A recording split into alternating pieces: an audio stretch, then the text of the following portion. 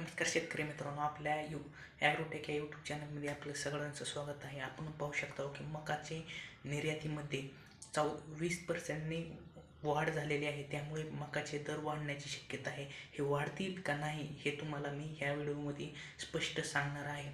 आपण पाहू शकता की 2024 ते 25 या दरम्यान मकात सरासरी 2,48,00,000 टन इतकी मकाचे उत्पादन रब्बी हंगामात झालेले होते.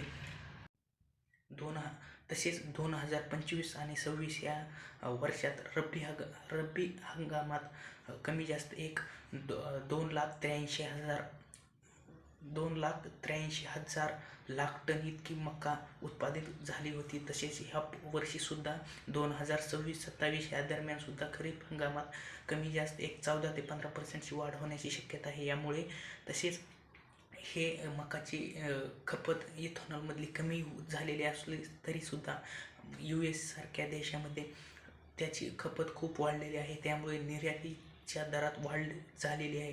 तसेच महाराष्ट्रात सरासरी मकाला भाव हा 1700, 1800, 1900 किंवा 2100, चांगल्या मकाला 2100 ते 2200 रुपयाचा भाव मिळत आहे.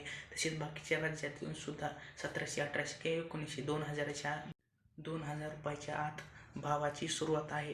तसंच या निर्यातीमुळे खरोखर शेतकऱ्यांना सुद्धा फायदा होणार आहे. यामुळे शेतकऱ्यांच्या मकाच्या भावात वाढ होणार आहे व त्यांना 2500 रुपयापासून भाव